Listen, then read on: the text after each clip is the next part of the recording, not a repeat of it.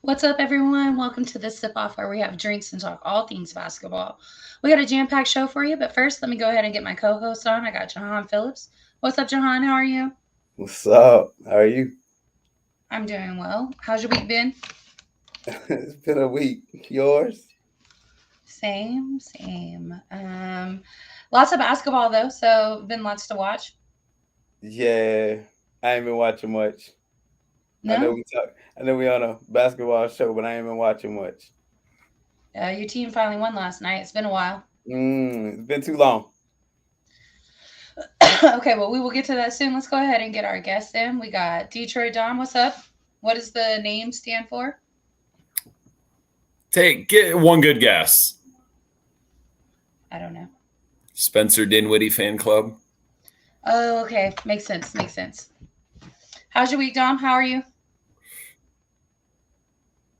Good. Got an ice storm last night. My power's out till probably Sunday. It's like 500,000 people with no power. So I'm Holy crap. north and slightly east.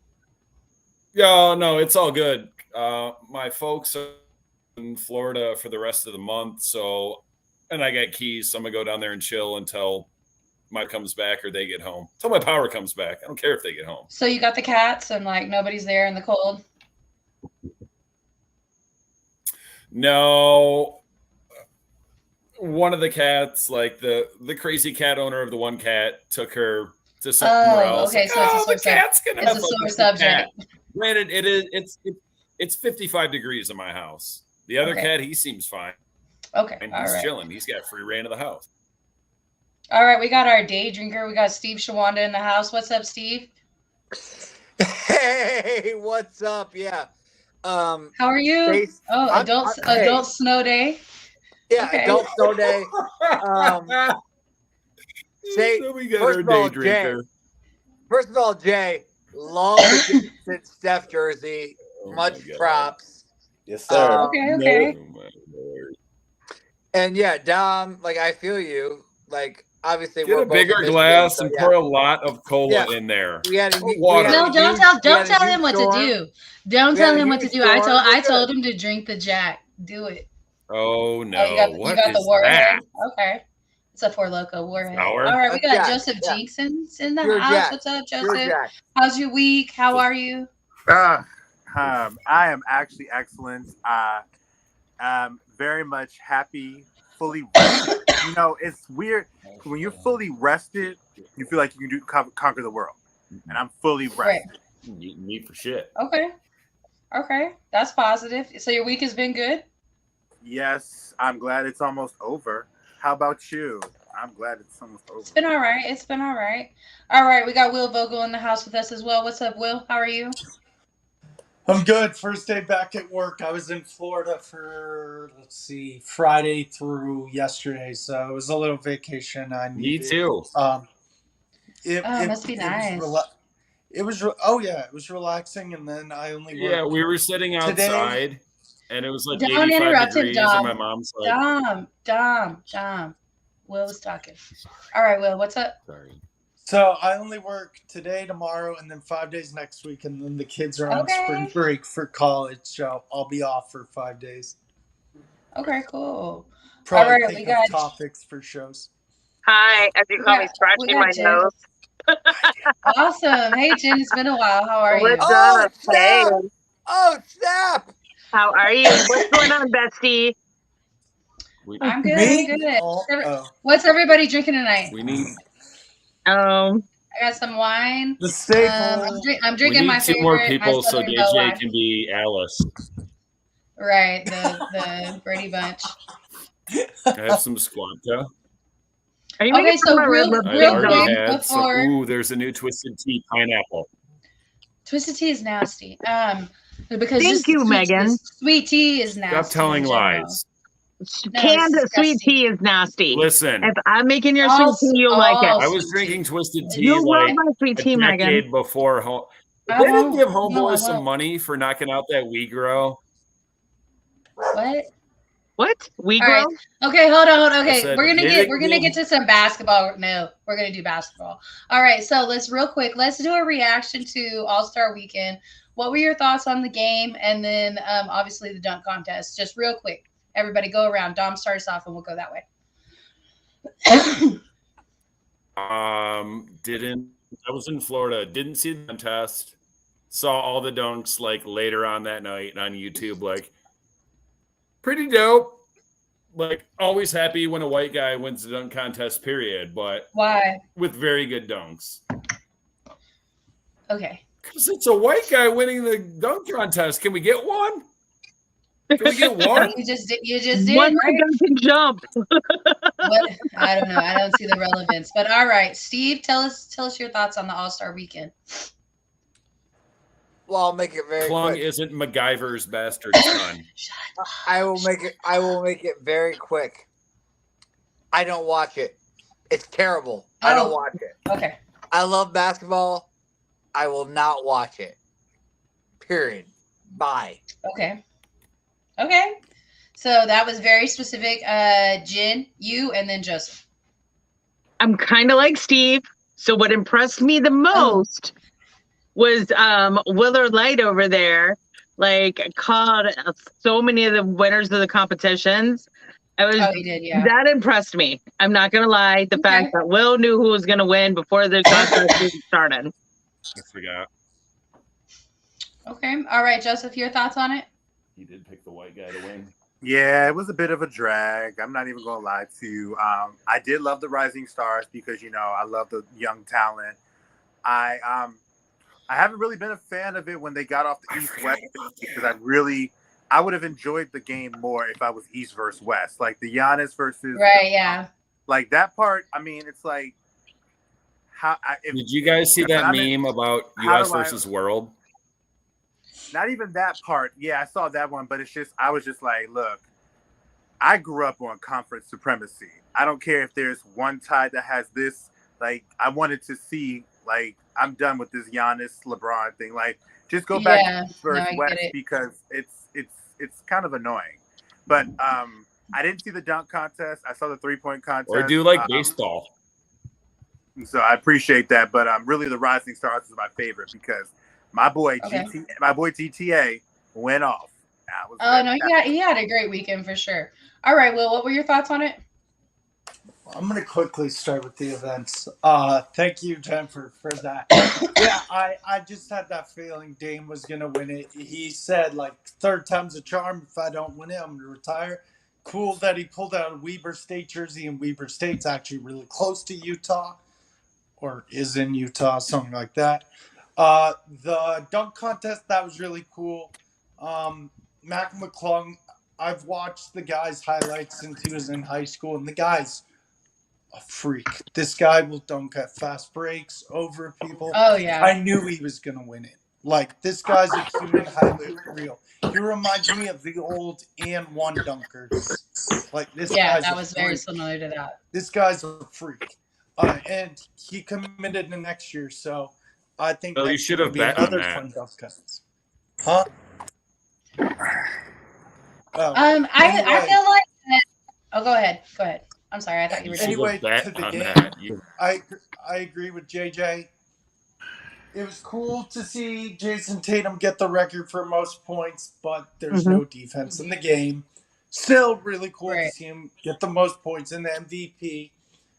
But also, like I said, I agree with JJ. I miss old East versus fingers. West conference rivalry, and then like have at least play some defense in the fourth quarter, at least some to like bump a little bit. But I still watch it because I've watched All-Star Weekend since I was a very little kid. So overall, Can I say Utah one has thing been real great. quick? I'm going to say one last thing. The only thing I don't like about All-Star Weekend is the skills challenge. I think they ruined it. The three teams, no offense, I get it. It's teamwork. 3 guys on the court at once. I miss the old skills challenge where you pass it through a little net and then you get time to make a layup, clock stops. Like, I miss that skills challenge. I don't like this new formatted one that's been around for a few years. Okay. Well, I love the incorporation of the Okay, G well then League two players. things real quick. It's not your turn. Please, please, please.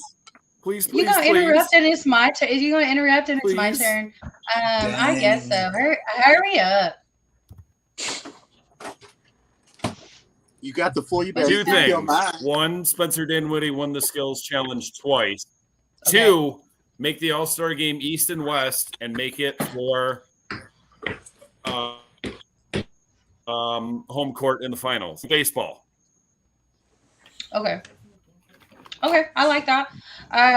My thoughts on it, I do think like either East versus West or World versus USA. I'm cool with that too. Just change the format, do something different for the game itself. I don't care about the skills challenge or the format. I think it's great. I like the rising stars. I love that they incorporate the G League players and then they incorporated some of the WNBA players as well. I love all that.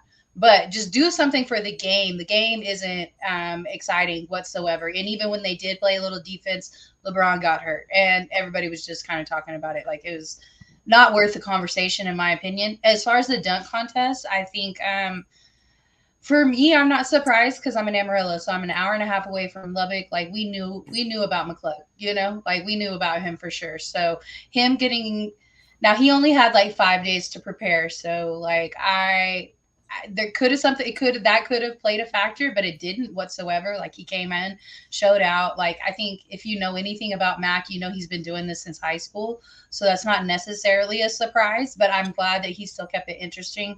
We haven't had a good one since Zach LaVine and Aaron Gordon, in my opinion. So even though Mac won, I also thought Kenya Martin Jr. did a good job as well. So like, I still thought that it was a little Murphy not did really well too. Right, Murphy like it wasn't much. We knew that Mac was going to win basically, but I felt like the other people did well also. So it wasn't just completely boring whatsoever. I'm going to say one more dunks, which is like, he connected on his dunks, which is a big deal. Like, he connected on the first try. Like, I think okay, everyone Jahan, connected what do you got on the All-Star? Shout out to Jericho Sims. He put out this message like, yo, I'm not embarrassed. Like, so ain't no need to be embarrassed for me because I'm not embarrassed. I respect the grit and I respect the determination. Like, he went up there, he did some cheese. He was good with it. Hey, confidence is key in everything you do. So shout out to that man, Jericho Sims. Gained a fan that day. I felt like the dunk contest was far and away one-sided. Mac comes out there even before the 540, which ended things, and he hit the Vince Carter. It's over. Like, right. It was a foregone conclusion. I mean, he was doing stuff we hadn't seen. He revitalized the dunk contest. It's been dead for years, and it even dead to the point of, do we need to even keep having this? So, right. Shout out to Mac for what he was able to do, albeit in Black History Month, Dom. But at the same time, like, you can listen.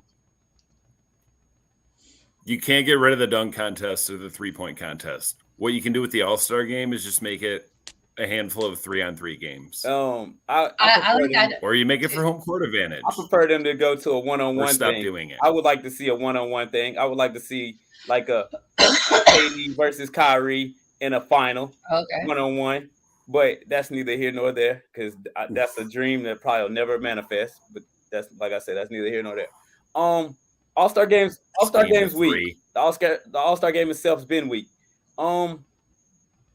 Like Will alluded to, but they don't play defense in the regular season, so that's why scoring averages are up. You got 7, 8 people averaging 30 a game right now. So I mean, there's no defense being played in the regular season. So why is that going to change in the NBA All-Star game?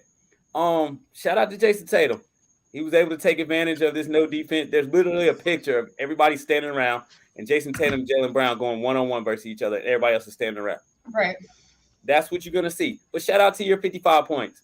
It's a record. Look, you said your goal was to get a trophy after it was determined that was the Kobe Bryant trophy. His goal was to get a Kobe Bryant trophy, and he did that. Congratulations to you. Hats off to you. I still think he's cheesy on this Kobe stuff. I mean, but you can't tell somebody how to grieve and how to mourn and who they idolize and who they respected. So if that's his mentor and whatever the case may be, so be it. And he was able to honor his mentor. However, they need to get that Memphis no defense. Record is his. Congratulations, Jason Tatum. Cool, Jason Tatum. Now be good in the playoffs. Okay, so let's take a drink. Please and thank you. Let's go see you. I think they need to get Ja Morant in the dunk contest. I mean, you're dunking like that on game. No, but here's the thing. Okay, I'm going to answer the Ja Morant thing real quick. Hold on. He said he needs over 1 billion likes for him to get in the contest. But you got somebody like Mac McClung who's just happy to be there. You know, no, fuck no. Well, yeah, I get you. I agree with you.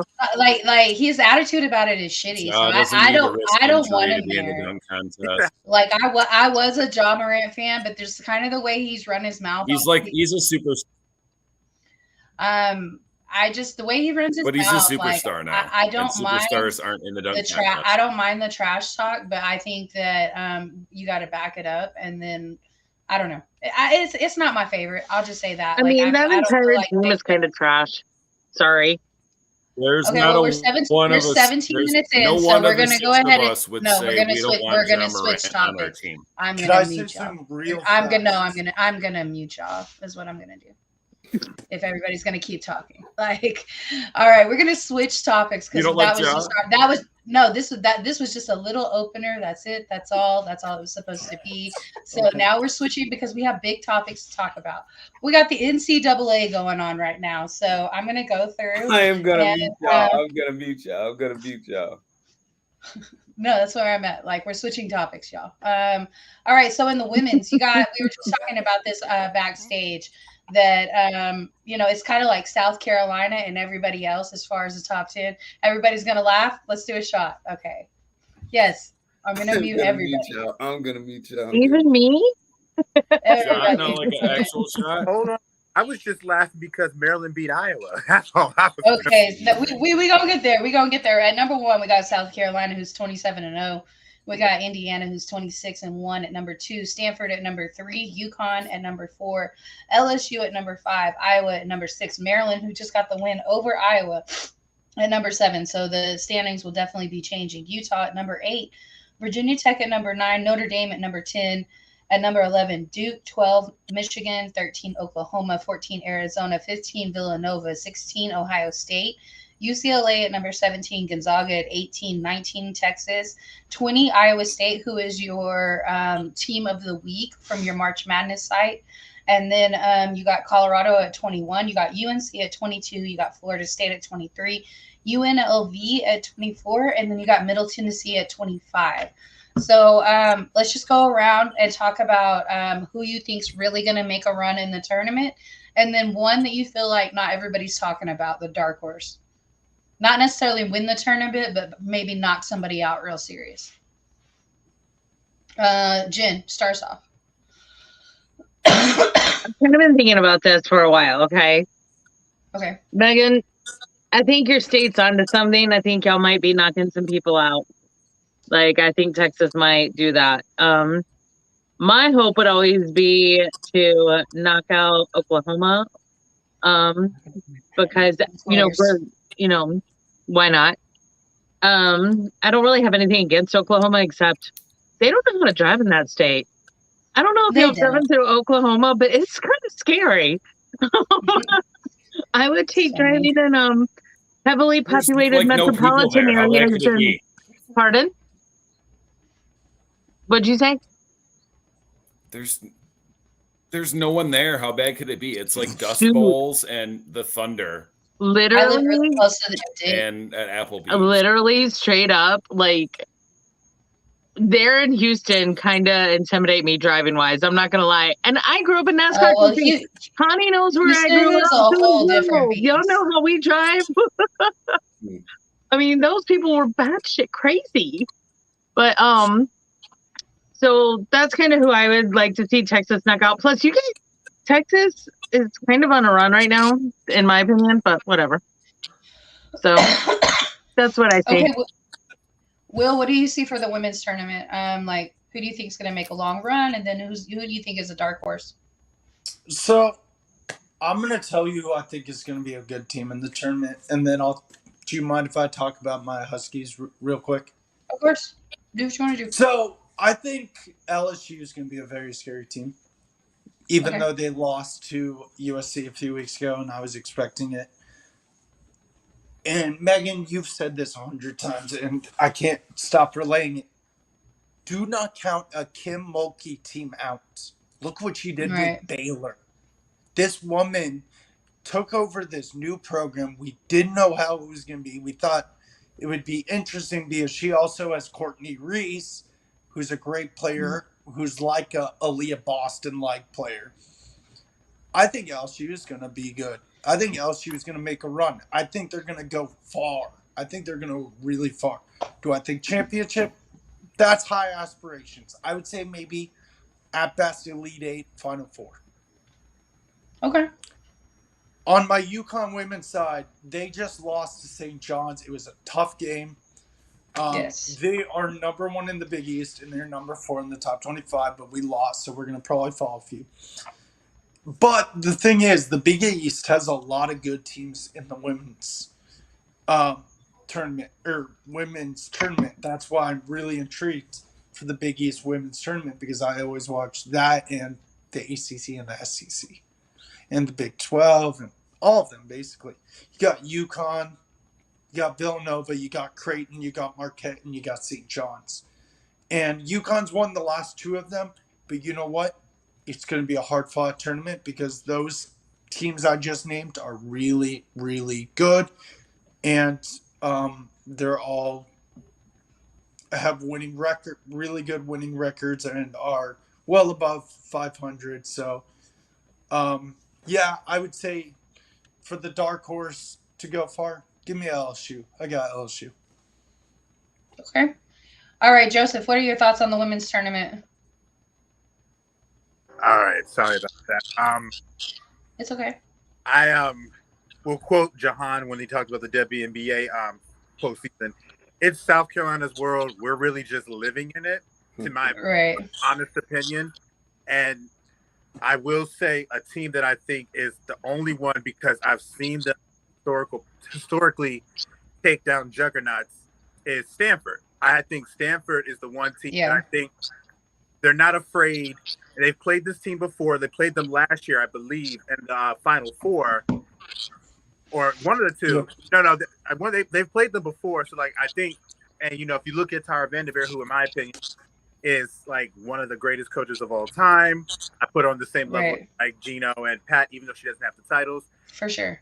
She knows how to play teams like this, like vaunted, dominant teams. This reminds me, they broke the streak for UConn the last time. Right. That was just as dominant of a team as this one. So I think if there's a team that I think that I would put my money on that I would actually go as an underdog, it's Stanford. I do think my Maryland Terps are a dark horse. I do think that they are a dark horse in the sense of we know what it takes to win games. We have the ability to win some games, and we play in a very tough conference. We play in a very tough conference that you have to come in, night out. And like, when you're talking about a team that's going to try to give it their all, even though they may not win, I've seen under a team that looks inferior to another team like UConn when we played them in the Elite Eight and we gave them a run for their money. I think Alyssa Thomas' senior year. So I can see the same thing Miller and this team. I think the Terps can be a dark horse to not necessarily win it all, but I think they could push a number one team, like if they came across LSU or something like that. I think they could push a team to the brink where they could possibly upset a number one seed if they came across them. I Okay. agree. All right, Dom. Dominic. I was trying to pull up the rankings. I wouldn't say that Maryland's okay.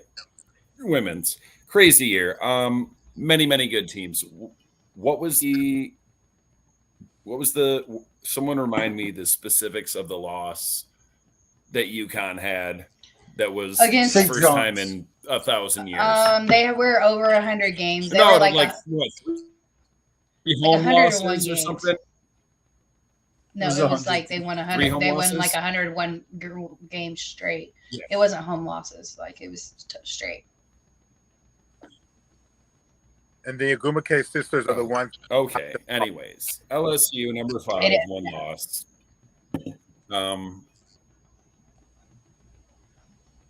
Running Rebs in their 24 but 16 game win streak. Watch out for the running Rebs. Also, it's the bizarro version of the men's tournament because right now there's 6 teams ranked: IU, Iowa, Maryland, Michigan, Ohio State, Illinois.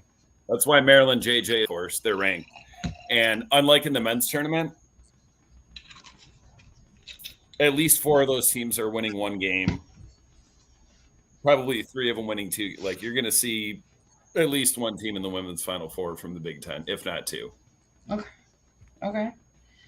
All right, Jahan. All bias. I think UNC women is the dark horse. All right. But Color be shocked. yeah, Right. Don't be shocked. Right. Don't be shocked. You knew what I was doing. But, Yeah, no, we knew it was coming. But I feel like if we're gonna talk about who got the best player on the floor, it's South Carolina, but it's South Carolina. But that's been my pick. I thought they were gonna run it back. I've said they were gonna run it back since the beginning of this year. Like I'm not going to give. Hey, Jahan, 32-28 against Virginia Tech at halftime. Who? UNC. But the women heels. But Sheesh. I feel like there's a team. Is that There's wheels? a team. I gotta gas him up a little bit. I know. Scuba Steve got off of here, but he been on her train. Caitlin Clark is Right. a bad mama jamma. Like she tough. She tough. So and you get in the NCAA tournament, it becomes about who got the best individual matchup. Like you can True. have a great team all year, and somebody come out there and light your ass up for 50. So I mean, it is what it is. Like it is what it is. It is what it is. And I believe that if anybody can go for 50, it's Caitlin Clark. So I was definitely on the radar. I expect them to do great things this tournament. They didn't last tournament, so expect great things. They got knocked out first round. First round. Second round. Second round. Second round. Early. Okay. It was first weekend. Right. But, Caitlin Clark, though, she'll be the best player on the floor in all her matchups unless they play South Carolina or Stanford or LSU. So I expect. I don't know. I think Angel we Reese. saw Angel Reese is cold blooded. She is. I think LSU personally. I think I can see talking about Caitlin Clark. I just think that Iowa relies way too heavy on her. Hey man, No, I agree with that. What you do, you're the best at what you do. It go through you. Right. I mean, but okay, but Right. but if you want to be a team that's able to at least make it to a game where you play South Carolina, you got to be way deeper than one player. Way deeper than 2 players. Like you got to have a bench. And the only team that I feel like actually has a bench and is capable of beating South Carolina, even though we saw South Carolina lose to Kentucky last year, and I think that.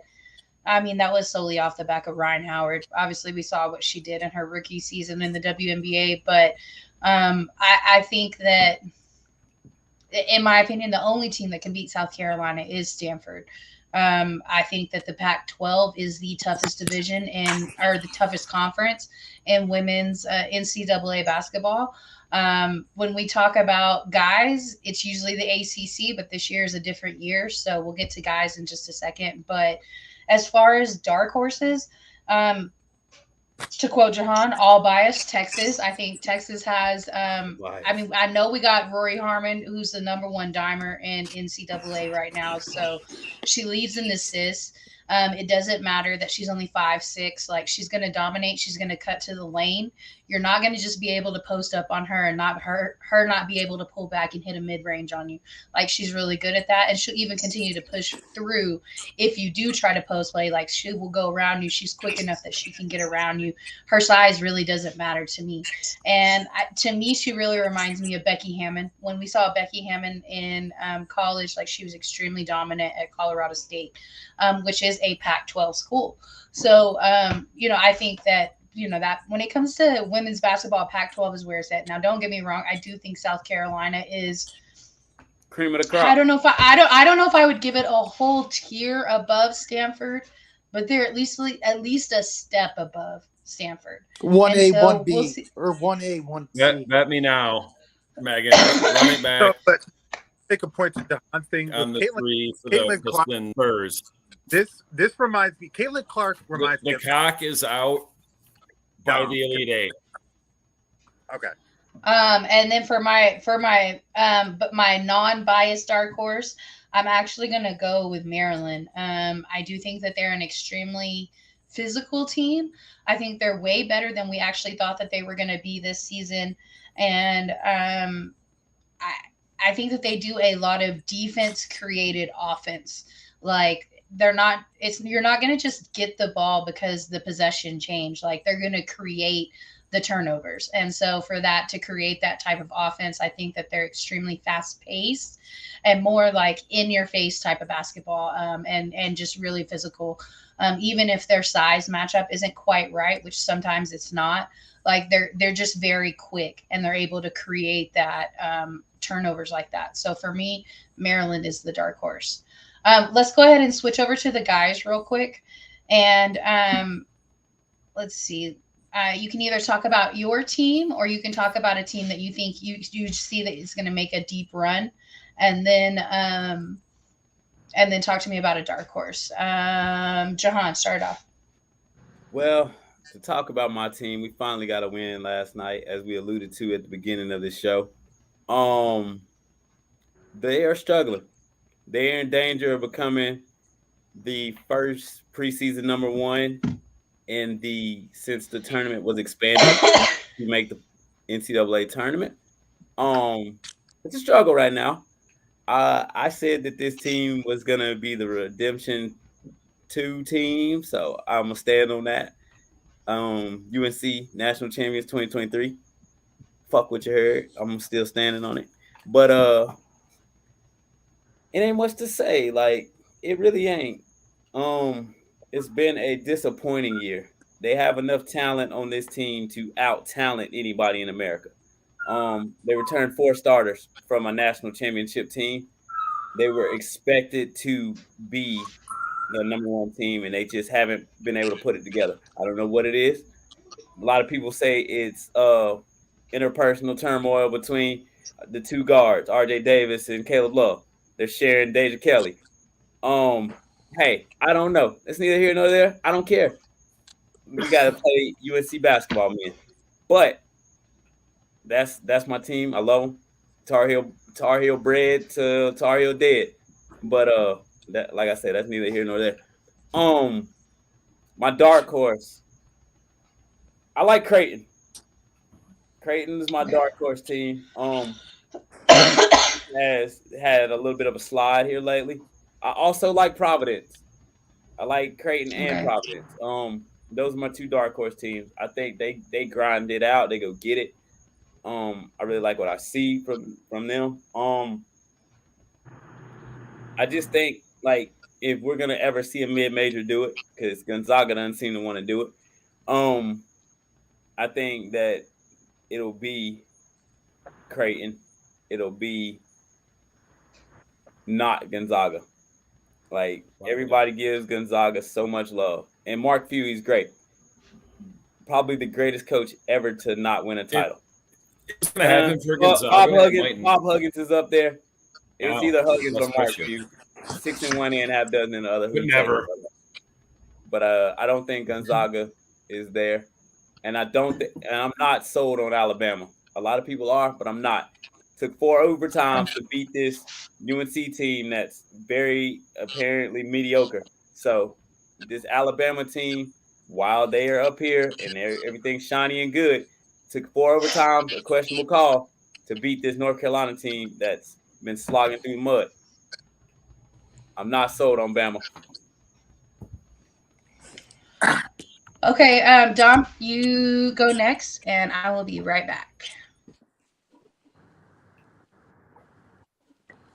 What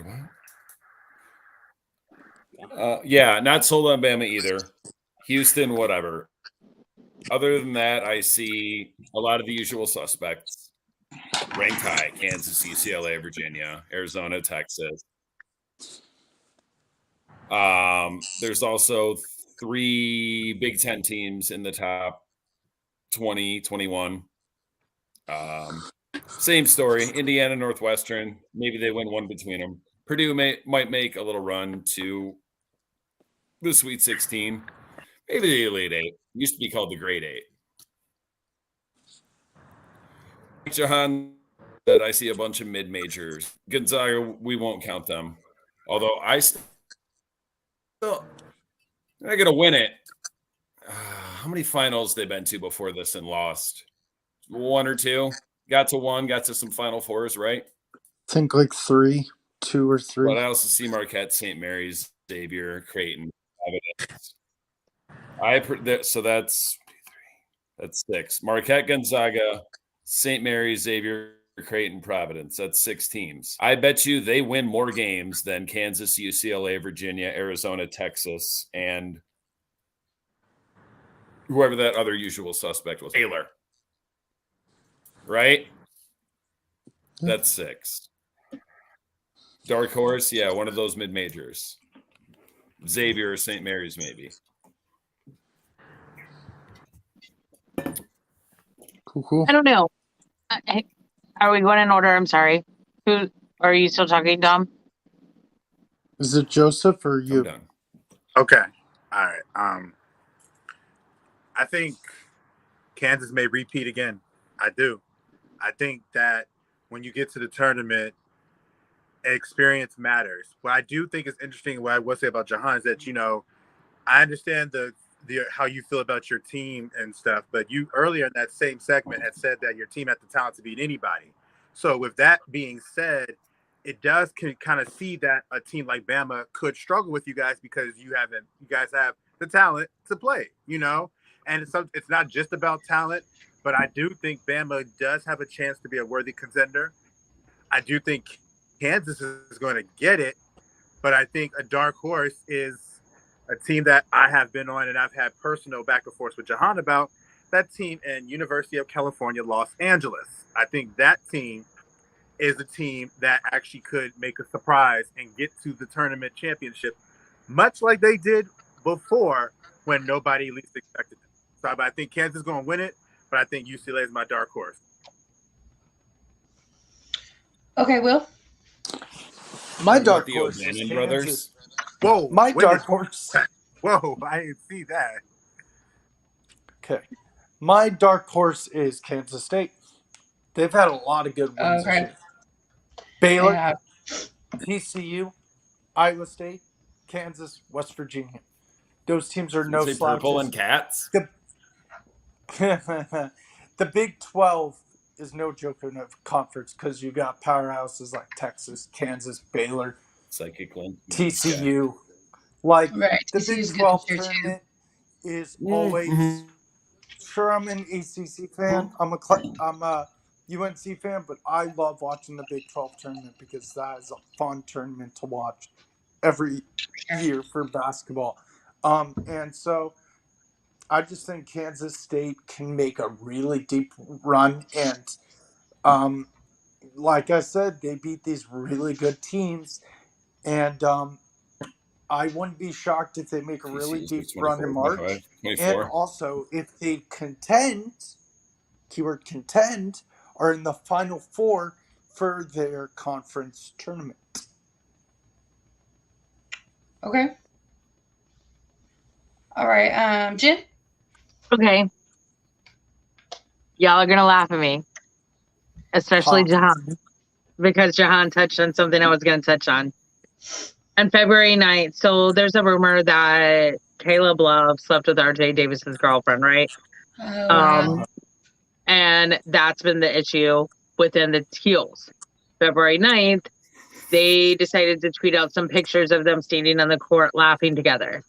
Methinks there's probably a lot of truth to this rumor, and it's also rumored that the woman in question is on Carolina's women's basketball team. Okay. Oh. So that being said, February 9th, Caleb and RJ tweeted out a picture of them laughing together and like just hanging out, chilling like they always have on the court. Around that time, UNC kind of started turning around their season. This is the right time for UNC to do it. Now, as it stands now, they're totally NIT eligible. If they win the ACC tournament, and they would have to win it, they would automatically then get into NCAA, right? As it stands right now, they don't deserve it. Truth be known. Let's not lie. Now, admittedly, there's been some, I don't blame the officials often, but there was some shady first half non-game calling or non-foul calling, especially against Leaky Black in several games. I do think that they're going to be my dark horse. I think as long as they keep turning the tide, they win the ACC tournament, they get in, they'll go far. They'll go the distance. That's my humble opinion. Here's my negative thought, and y'all know I love my positivity. My negative thought is I really want Gonzaga gone. I really hate them. They annoy me. They're always the Cinderella team. And they're never going to be a blue blood, but I can also see Kansas State winning it all. Yeah, Kansas State is tough. All right, Jahan. Can I Don't worry about Gonzaga. I went first. I just don't like them. Oh, you went first. My bad. All right, go ahead, Will. The only thing I've got to say on UNC, I know 3 of us are UNC fans, is the thing that's really hurting us is that we have 2 tough games remaining. We got to play Virginia, who's number 6. I know they just lost. Then we got to play Duke again. Yeah, Duke's beatable, but it's tough. Also, we're missing, and I've heard this on multiple shows, and I couldn't agree more. Pete Nance is a good fill-in, but we are missing that Brady Manic piece badly. I think that's wrong. What's wrong with that? Yeah, I can see that. But yeah, I just wanted to give my 2 cents. I mean, I don't know. I mean, look what Pete Nance is not really doing anything. No offense. He's not really. Pete Nance wasn't the one that was supposed to replace him, though.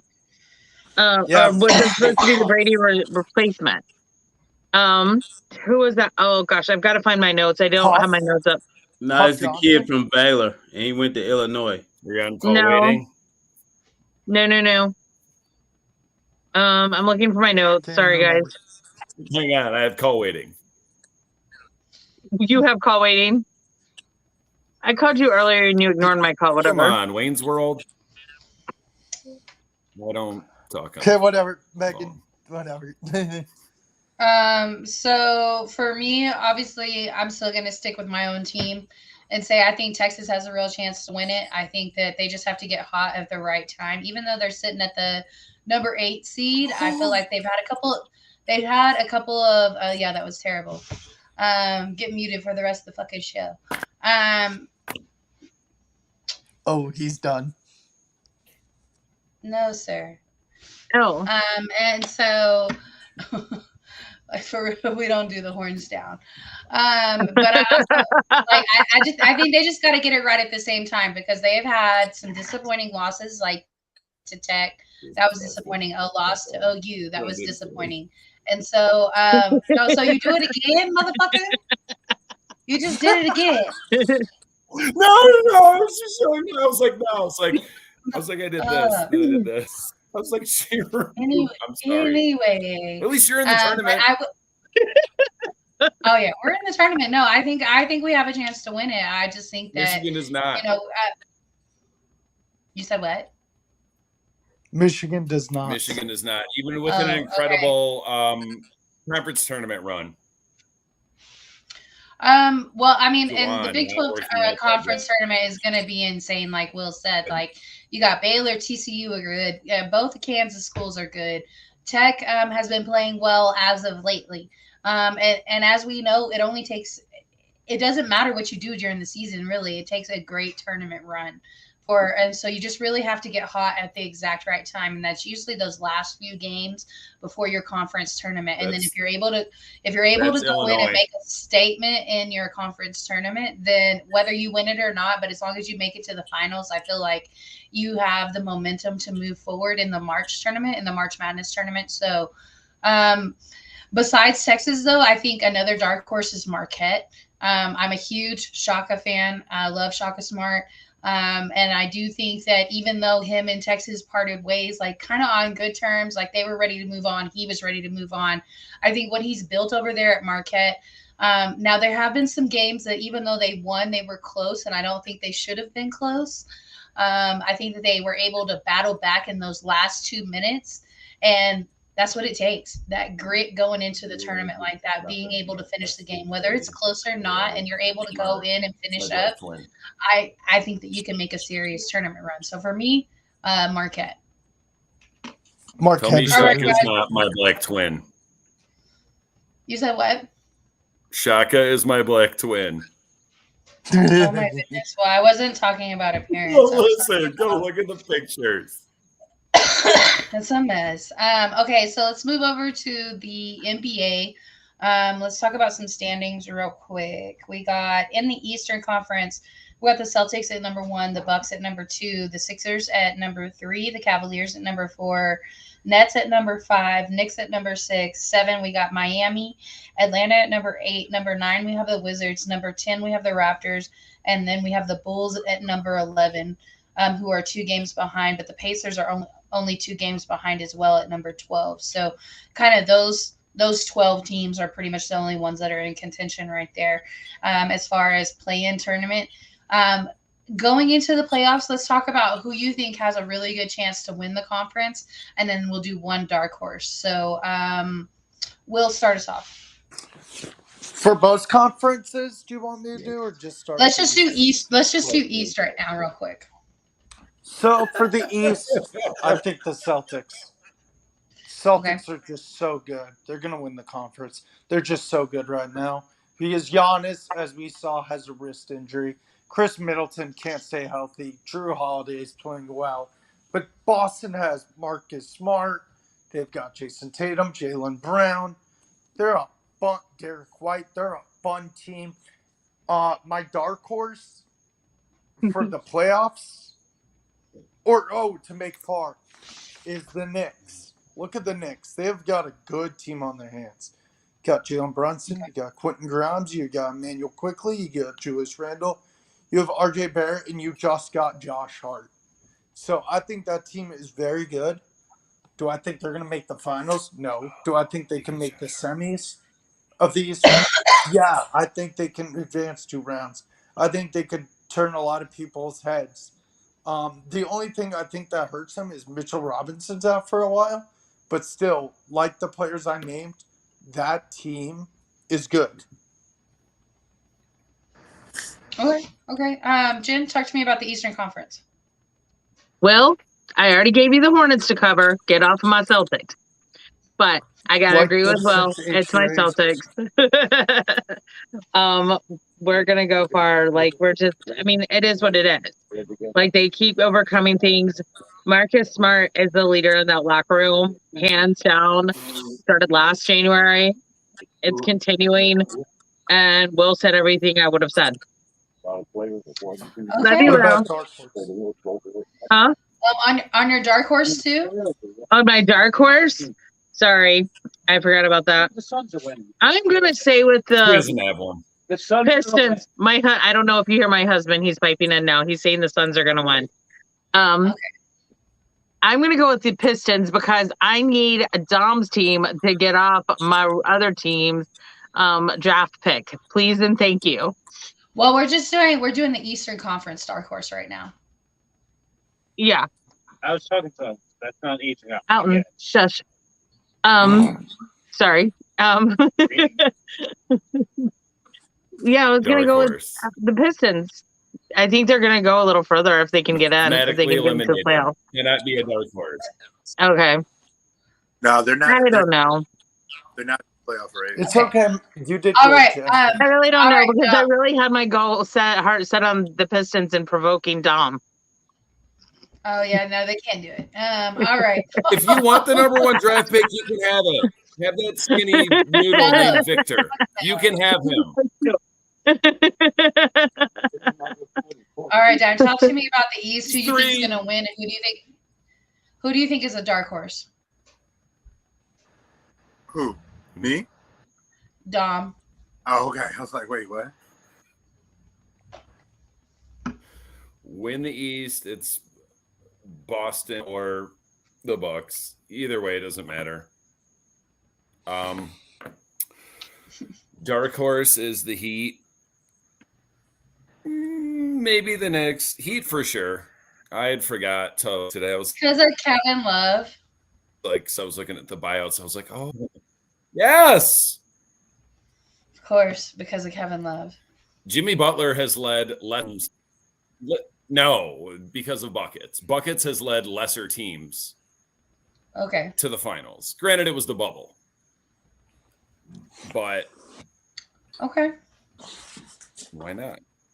Why not? All right, Jahan, maybe the Nets. I think maybe they slide from 5 to 6 and get the 3.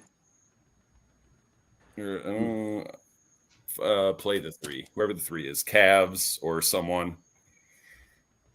Are you done, Dom? Are you still going? I just want to ask Jen one question. Okay. How is the best team in the league a dark horse, Jen? I said the Pistons.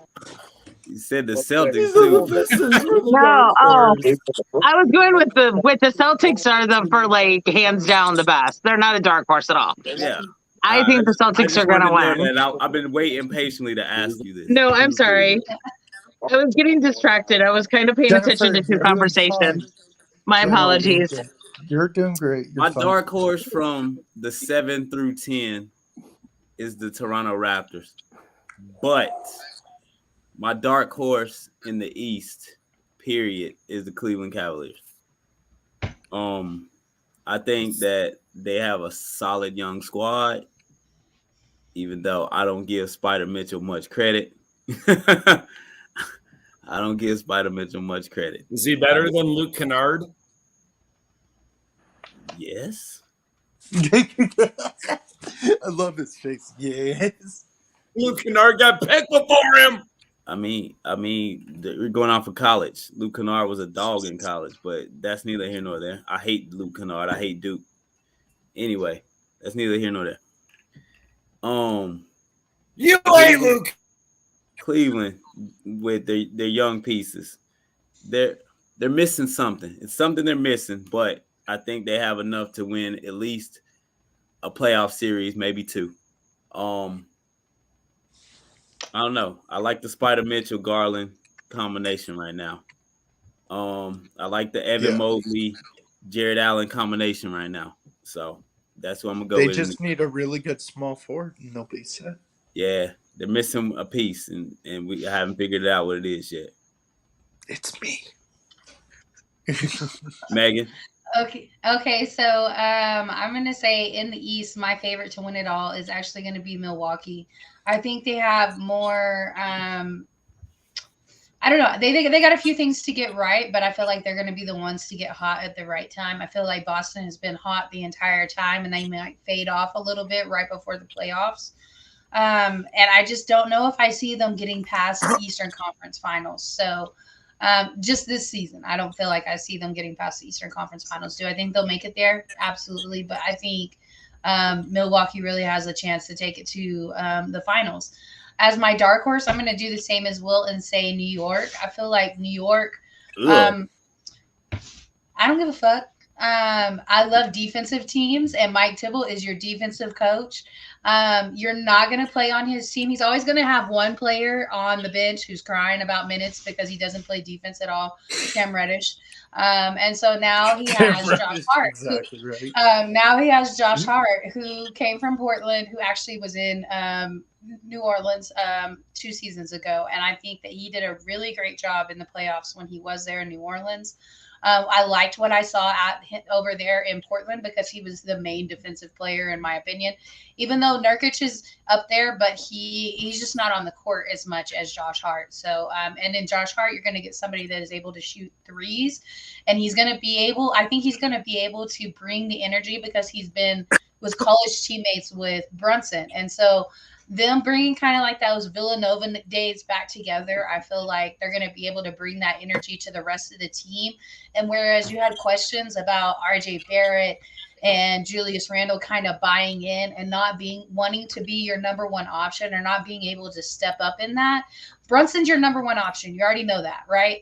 Now he's got a former teammate that he has energy with, and that can get the rest of the team to buy in. And it happens to be a teammate that plays defense as well, like the rest of them. So I think it goes back to that old saying, like, defense wins championships. And so I feel like when it comes to playoffs, they're that team that could actually take it to that next level, even though they're sitting at number 5 or number 6 in the seedings. So that's my dark horse in the Eastern Conference. Joseph, did you go? He hasn't gone. Randall was terrible the last time they were in the playoffs. Can I interrupt real quick? I didn't say my favorite out of the East. Oh, okay. Go ahead. It's Boston. All right. Wait, after all the crap you gave me last year, John. All right. Get off my team. Get off my team now, mister. I'm allowed to like your team because I've liked them. Yeah, they're your second favorite team. I know. Is it mine? No one even likes it. Yeah, no, Joseph, it's your turn. Celtics don't even have fans for real. John's new second favorite team is Phoenix because they have Durant. Well, obviously. Of course. Well, obviously. Get some sick Durant jerseys. Okay, no, let Joseph go. I'm gonna mute everybody. Say it again. All right. Mute everybody. I'm about to mute everybody. Joseph, go ahead. So I think it's the Bucks because I think it took a team that was undermanned for Boston to go and win in overtime against this team. Chris Middleton and got Crowder. I think they took him to 7 games just on the strength of Giannis alone last year, and now he's got Middleton. That's another. Other guys coming back. It's going to help them. I think the Bucks. It's the Bucks for sure. The team I think is a dark horse. The team I think is a dark horse is the Philadelphia 76ers. I think. Okay. Because with Tyrese Jackson and sorry. You're a funny guy, Joseph Jenkins. Let him finish, y'all. Nothing funny about it, though, to be honest. But spicy. But at the end of the day, Joel Embiid is playing his best team often. They have Maxey off the bench who can drop 20, 30 points if need be. D'Anthony Melton has hit the corner 3 that's given him plenty of chances to get over the top. And to people that mentioned the Cleveland Cavaliers, not talking about Jahan, but I'm talking about with Dom and everything, they just lost to them. And they had their strength with them. So I think in a 7-game series. Say shit about Cleveland or Philly. I know you didn't. You go talk to your boy Philly Jim about how he thinks Philly's going to do in the playoffs. Shut the hell up. Second round right now. Let him talk.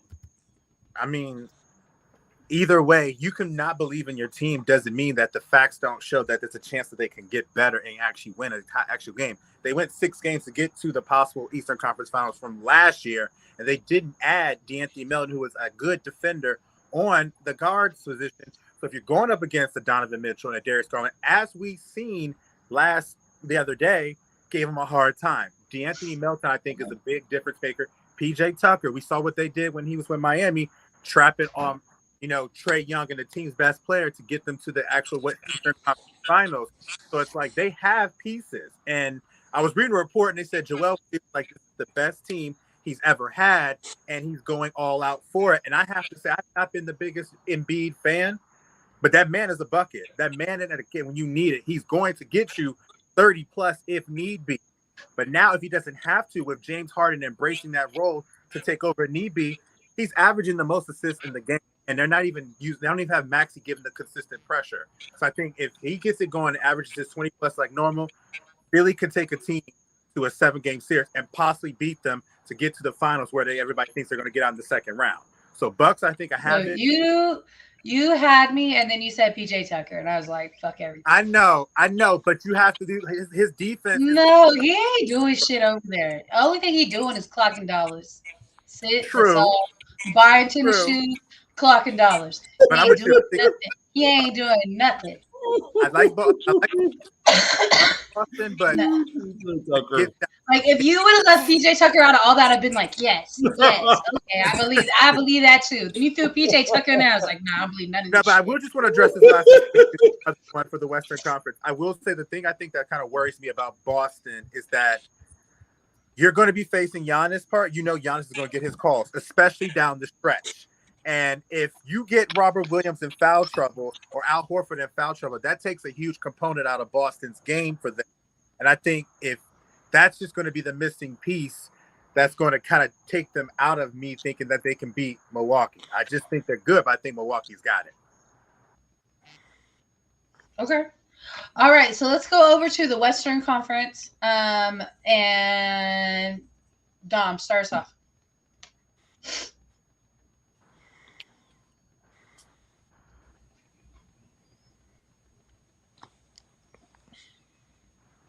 Dom. Okay. Yeah. I said you want my favorite. My bad. You were muted. You were muted. Sorry. Yeah, I know. Okay. All right. Dom, Western Conference. Love this for everyone. Yeah. So listen, I didn't even think about a favorite because you didn't say shit about that in the topics. But I'm looking at the Nuggets and the Grizz on top. I don't know. I mean, it's alluding to another topic, but Bobby Schmurder to Denver, like that's big. You can skip that part for me when I say good buyouts, but yeah, you got Jokic.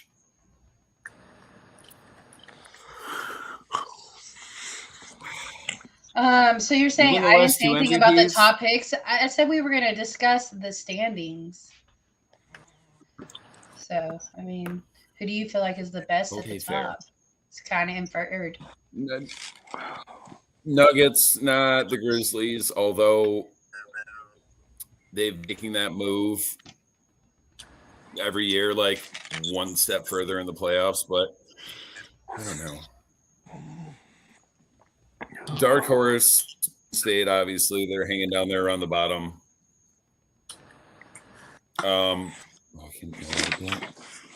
Dallas. I think Portland sneaks in and gets to the second round. Okay. I don't know. I guess it's Denver by default. Can I call the Kings a dark horse at 3? Like, is this Chris Webber and Pesha? Yes, you can call them a dark horse. It's been so long. They're that team on the rise, maybe. They're that team on the rise, like Memphis 2-3 years ago. But I don't trust Memphis. I don't know. I don't trust the Nuggets. So I guess I'm saying the Suns, but that's not a dark horse. They're sitting at the 5 seed, so they'll get the 4. No, that's the team that you favor to win it. And then the Clippers. Definitely not the Clippers. Oh, because they got Westbrook. Get to that later. That's it. I'm done. Okay. All right, Jahan. Western Conference. Who do you think is going to win, and who do you think is the dark horse? Phoenix, of course. Okay. This KD edition is the greatest edition since sliced bread. Oh, God. Nothing better. Nothing better than these KD. But my dark horse, and I don't know why they're a dark horse, but they've been wallowing around. Everybody's been injured. the defending champion Golden State Warriors. Okay. I can see that. Yeah, like, listen, I don't think anybody wants to see a healthy Clay, a healthy Steph, and a healthy Draymond in the playoffs. They've never lost a playoff series when all three have been healthy. So I don't see that happening this season. I don't see the first loss happening this season. If all three are healthy, Golden State repeats. Okay. And so I'm going to go ahead and add to mine is the best buyout too, because I'm just going to do it all at once because we're already like 5 minutes over. So I'm going to do my Western Conference picks and then I'm going to do my buyout as well at the same time. My Western Conference picks to win it all. I do feel like Phoenix did what they needed to do at the right time in order to win the Western Conference. Nuggets, I mean, I love what they're doing. Don't get me wrong. And I want to give them credit, but I just don't know if they have that ability to make it past the Western Conference Finals. I just don't know. I do think that Jokic wins a third MVP in a row, but I don't know that they may. I just don't. I don't. But then my dark horse in the Western Conference. I'm going to go ahead and actually say the Pelicans. I think that they are actually Zion's going to come back at the right time, and they are going to be able to build off of that. I think that they're actually going to make it to probably the 6th seed, and I don't think they're going to end up having to do the play-in tournament. And so as long as they don't have to do the play-in tournament and play those extra games, I think them being able to go into at least the second round. And then my buyout, obviously, I'm not going to do the Clippers, even though I feel like Westbrook. Okay, so Westbrook is the only one averaging a triple-double off the bench. Like, there's nobody else in the league doing that. So I feel like that adds a lot to the Clippers. But for me, I feel like I'm just going to go ahead and go back to that dark horse from the Eastern Conference for me, and that being the Knicks, and them adding Josh Hart. I feel like that is the biggest. It was a trade, not a buyout, but I feel like it was the best addition during that trade time. So for me, the Knicks. All right, Joseph, go ahead, and you can do all of them at one time.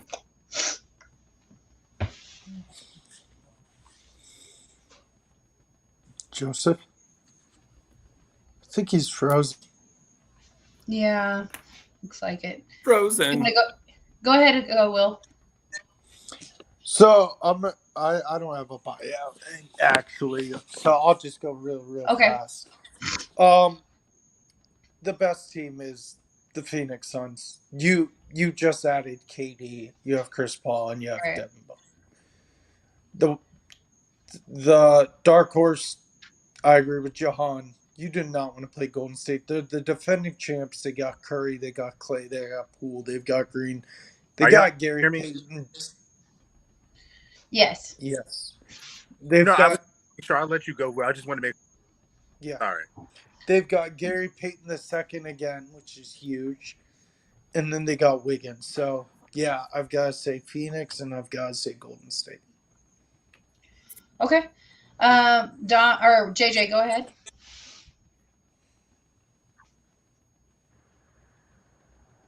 JJ? You think I got a couple seconds? Hello? Yeah, go ahead.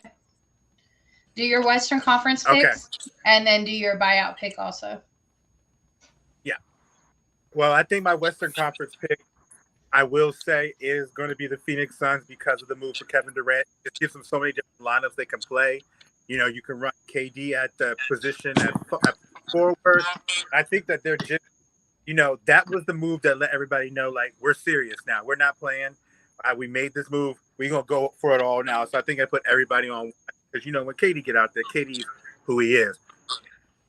I'm going to disagree with idea about the Clippers because I do believe in them. I do think that they have the talent. The only thing that kind of gives me a little pause is coming from the big man down at Ivica Zubac and how he plays against, you know, other things like Jokic or something. You know, you have a champion, of course. Whether you like the guy or not, you have to face facts how he's playing. Like, you could talk about the things about how you feel about people like Westbrook and things like that, but the fact of the matter is those guys value. Let him talk.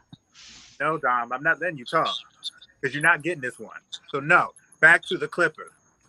I think when you have a guy like Westbrook who can come off and feed your guys like Kawhi and Paul George who hang on the perimeter, that's going to give them another element that they didn't quite have with their current point guard at the time, Reggie Jackson, more consistent. Reggie Jackson's more of a scorer, not a facilitator.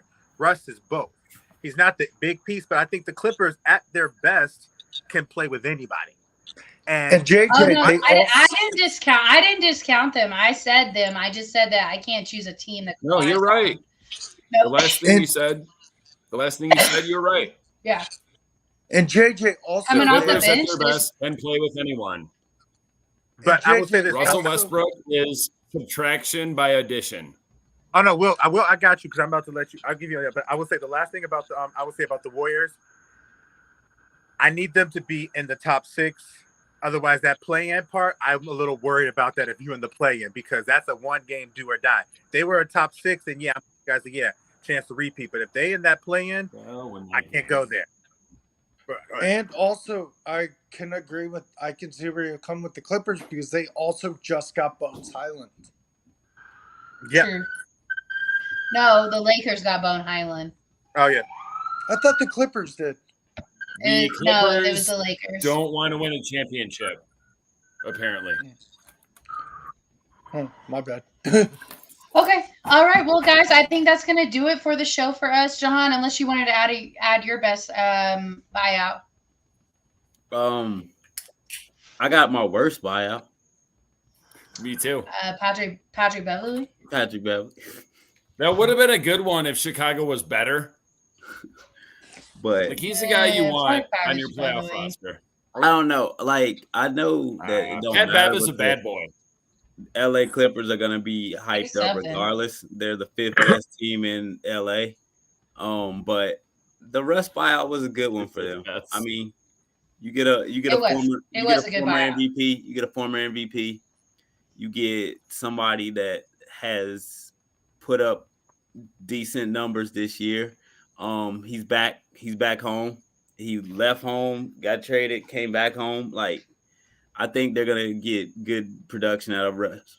And one last thing about that, Paul George's best career numbers were with OKC, and that was with Westbrook. He averaged the most rebounds per game and most points per game with Westbrook. George got MVP votes that year.